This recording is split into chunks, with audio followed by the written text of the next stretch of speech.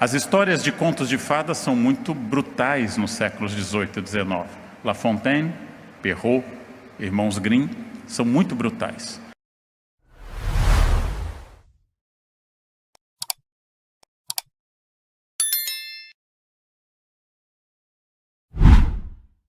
Eu vou começar com uma coisa completamente lúdica, que parece fora do que eu quero, mas é absolutamente central para o dia de hoje.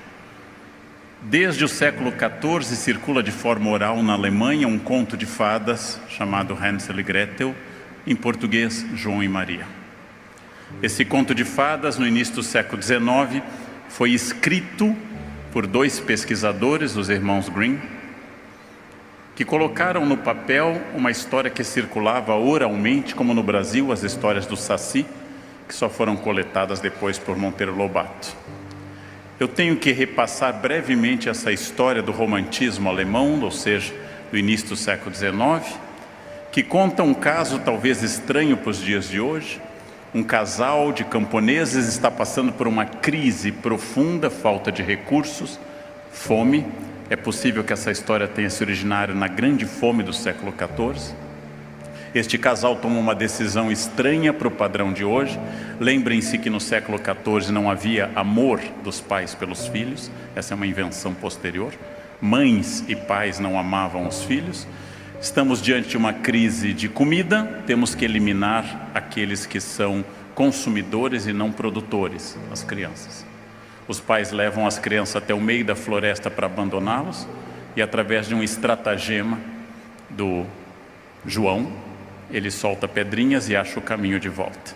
Na falta de Waze, João lança a mão de pedrinhas. Os pais, decepcionados, veem os filhos de novo em casa à noite. No dia seguinte, levam mais longe João, que não tinha conseguido acumular pedrinhas, solta migalhas de pão, mas os pássaros, também famintos, comem. E eles se perdem na floresta. Duas crianças no meio do mato, onde há animais, há frio e a fome. Perdidos, assustados, apavorados, os dois irmãos encontram numa clareira uma coisa maravilhosa, uma casa cheia de glicídios doces. Começam a comer desesperado as paredes de pão de mel, os pirulitos e doces, lembrando que o açúcar era uma iguaria super sofisticada na Europa, até a explosão representada pela América e principalmente depois o açúcar de beterraba a partir do século XIX.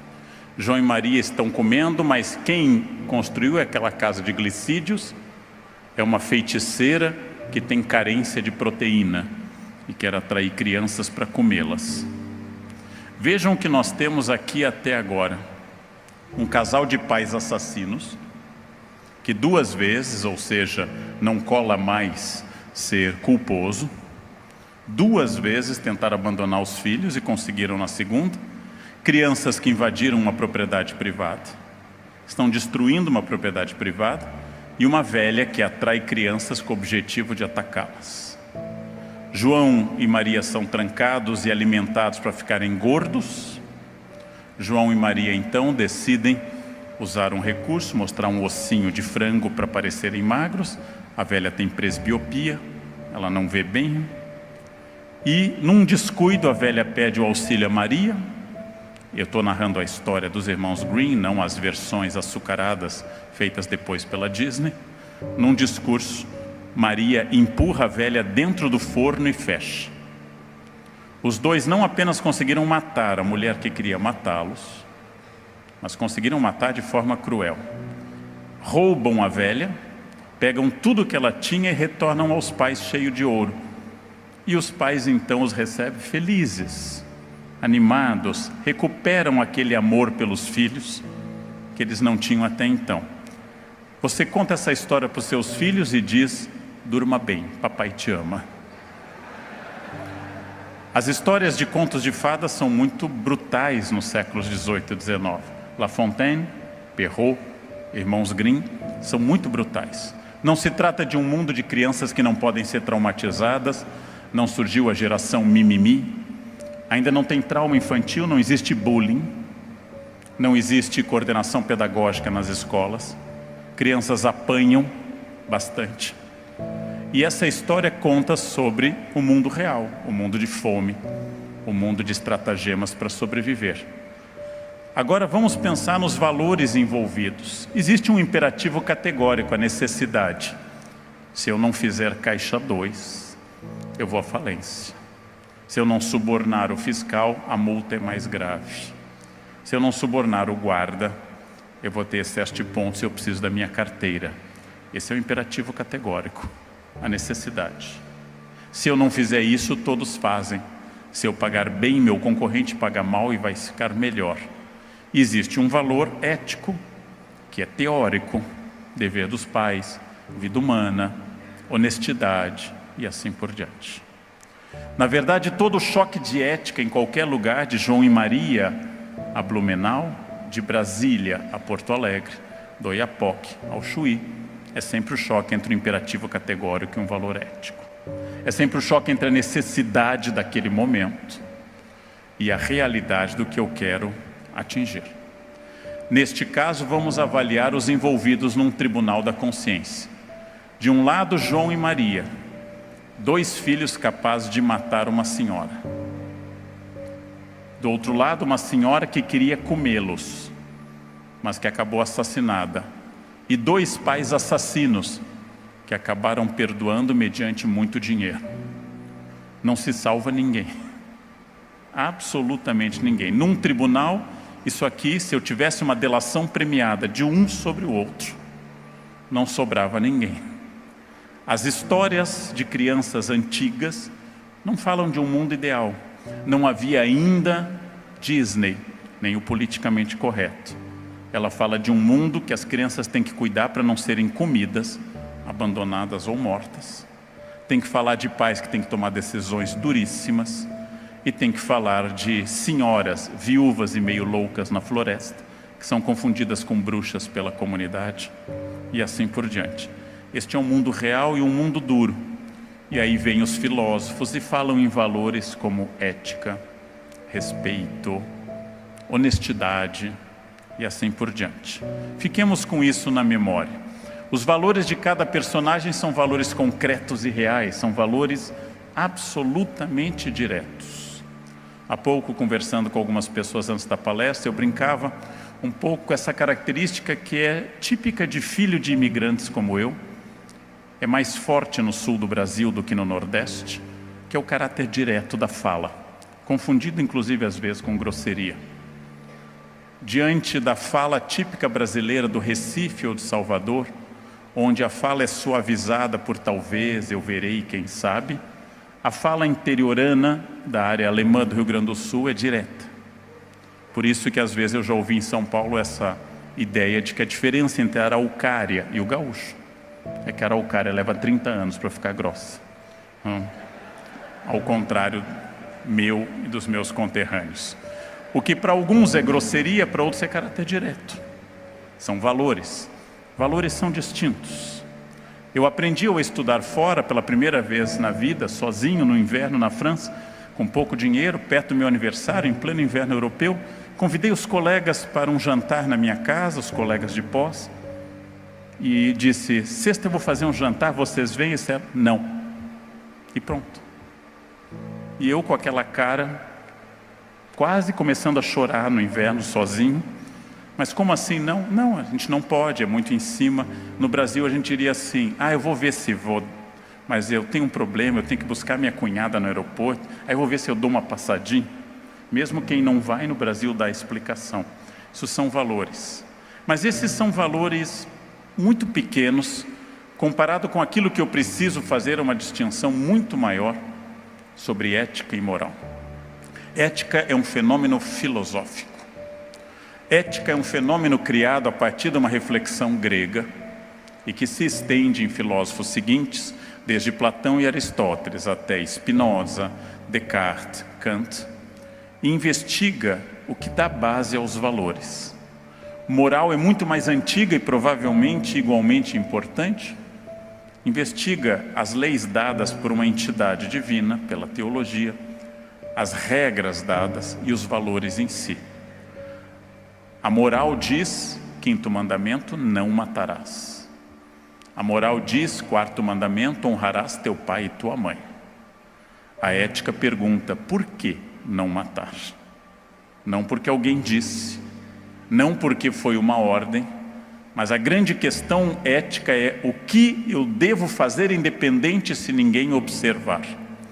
Mesmo que não haja um Deus ou uma autoridade me olhando. Mesmo que não haja alguém superior dizendo que é certo e errado, que é uma grande tradição humana. Mesmo que eu não acredite que haja isso, por que é que eu devo fazer? Porque o errado é errado, mesmo que ninguém saiba. Porque é errado trair a esposa ou o marido, mesmo que o crime seja perfeito. Porque é errado fazer algo mesmo que não haja nenhuma testemunha. É uma pergunta um pouco mais difícil. Por isso é muito mais tranquilo ensinar moral e catequese do que ética. Basta eu dizer aquela frase que eu ouvi na infância, Deus te vê. Deus te vê o tempo todo. Que aliás estava no banheiro da minha escola. Deus te vê. Essa ideia, que causa muita psicanálise em mim até hoje, é uma ideia fácil de ser ensinada. Numa grande pintura de Bosch, no Museu do Prado em Madrid, há uma pintura circular com os 7 pecados capitais e ao centro escrito em latim, cave, cave, Deus videt. Cuidado, cuidado, Deus te vê. É fácil dizer aos outros que há um ser vendo. É mais difícil dizer independente de alguém ver. Tal questão é errada ou não. Mas o que tem em comum tanto a moral quanto a ética? Ambas tocam no ponto da felicidade. Tanto religiosos como filósofos prometem a felicidade. Uma dada por um ser superior e a outra dada pela consciência tranquila da reflexão racional. Mas ambas não são inimigas, porque ambas nascem da vontade humana de sermos felizes. Ética trabalha com inúmeros valores. Ética debate inclusive questões morais. Ética debate atitudes. Ética debate posicionamentos. Ética vai das pequenas questões, do que a gente chama de microfísica da ética, até grandes questões do convívio social. Ética diz respeito a muitas questões, e aqui sim eu tenho que, em todas as palestras sobre ética, falar de uma espécie de pai fundador, independente do tema. Aristóteles dedicou um dos seus muitos livros, apenas um, a seu filho, Nicômaco. E esse livro foi o livro sobre ética. Quando ele dedica um livro ao filho, quer dizer, o que eu quero transmitir ao meu filho são valores, valores éticos. A Ética Nicômaca é um livro curto, fácil de ler. E aqui tem um princípio que eu trago sempre que falo de ética, de Aristóteles. A virtude ética é adquirida pelo hábito, não nascemos com ela.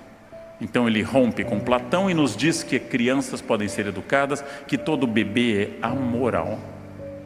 Nenhuma criança nasce com valores. Uma criança clássica é uma máquina de ingerir e expelir coisas. Ela não tem valores, não sabe distinção de nada. Logo, ética tem que ser ensinada. E o primeiro passo aristotélico, e que eu insisto em palestras, ética tem que ser ensinada para filhos, para alunos e para funcionários. Ética não nasce com as pessoas. Ética tem que ser ensinada. E haverá sempre menos ética na medida que eu, pai, eu, professor, ou eu, patrão, seja mais omisso. Quanto mais eu me omitir no campo da ética, ou quanto mais eu for um péssimo exemplo, mais eu estou impedindo o florescer da ética. Ética é um aprendizado, ética não é um dom natural, não faz parte do código genético, ética não é da natureza humana. Os animais não têm ética. Nenhum leão olha para a zebra e diz, não, você é uma zebra mãe de família, hoje eu não vou te comer. Nenhum leão faz uma reflexão ética, porque os animais só têm imperativos categóricos, fome. Eles não fazem reflexão. Não há animais que optam por ser veganos. Não há animais macrobióticos. Um leão não opta, agora eu vou comer só alfafa, porque eu sinto a dor da zebra, não posso mais comê-la. Animal nenhum entra em crise existencial, animal não é depressivo, animal nunca toma Prozac. Os animais são imperativos categóricos puros, passa por cima de tudo. Os seres humanos são diferentes porque, em primeiro lugar, nós, além da natureza, temos um exercício de construção. Nossa natureza é capaz de adquirir ética e aperfeiçoá-la. Então eu quero partir daqui para ir para um campo totalmente distinto. Nós podemos aprender ética e podemos ensinar. É errado do ponto de vista histórico a pessoa que diz que sempre foi assim. É errado. Vou dar um exemplo absolutamente passageiro. Há 30 anos ninguém usava cinto de segurança neste país. O cinto de segurança se perdia no banco de trás, entrava num buraco negro. A gente nunca sabia onde ele estava. Às vezes ia vender o carro 10 anos depois, ele estava com o plástico ainda envolvido.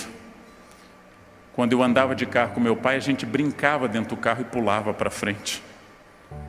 E não havia nenhuma discussão sobre isso, mas a lei já existia.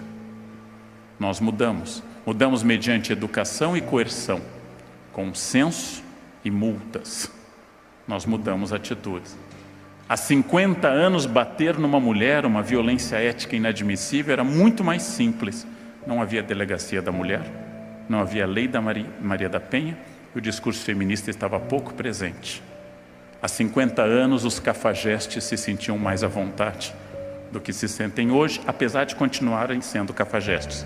Cafajeste é que nem champignon, brota em qualquer lugar. Mas hoje eles têm mais medo e mais vergonha. Há 70 anos, ser racista não era tão problemático quanto hoje, apesar de já ser uma imbecilidade. Os racistas hoje têm medo porque racismo é crime inafiançável. As coisas mudam por coerção e consenso. Todos os nossos filhos com menos de 25 anos têm um discurso sobre o uso da água mais racional que a minha geração não teve. Todos os nossos filhos sabem que o sol faz mal. Nós íamos para o sol às 8 da manhã e ficávamos expostos, ainda passando raíto de sol, até o fim do dia. Nós éramos pré-melanoma a vida inteira. Tudo muda quando as pessoas mudam, nada é igual.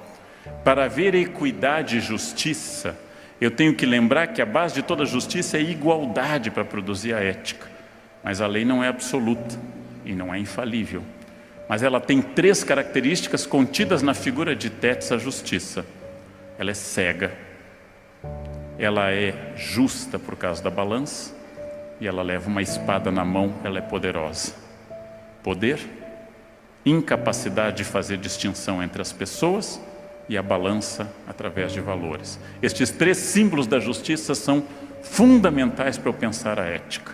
Não há ética se houver desigualdade, não há ética se houver proteção de alguém e não há ética se não houver força. Toda empresa que implanta um código de ética deu um passo, o primeiro, porém há centenas de outros a serem dados. Os funcionários têm que entender que aquele código de ética não é um papel para eu dar para o estagiário que entra, mas é algo que vai direcionar a política que eu tenho com os meus fornecedores. Inclusive tomando um caso de uma empresa onde eu estive, rejeitando fornecedores que não se comprometam a abolir trabalhos similares ao escravo. Ou seja, a espada, a cegueira e a balança. Aristóteles fala que há várias virtudes morais, como a coragem, a temperança, a veracidade, a calma, a modéstia. Todas elas são pastilhas no campo da ética.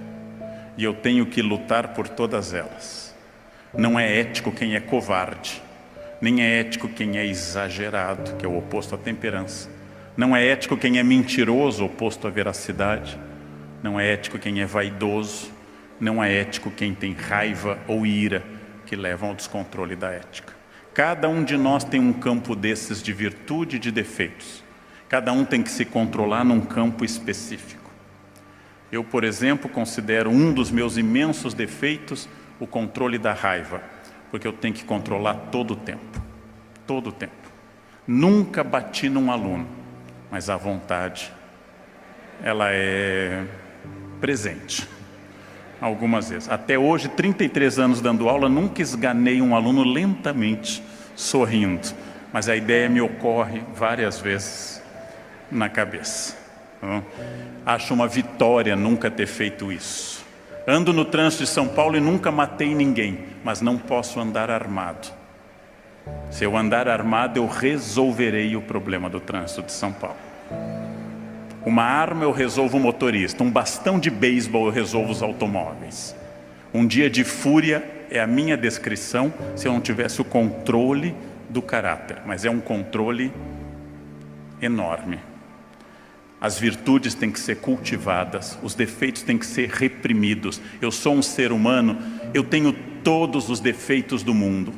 Eu sou um ser ético, eu luto para botar esses defeitos para trás, mas estão lá me olhando e sempre me dizendo: hoje você ganhou, mas amanhã eu te pego.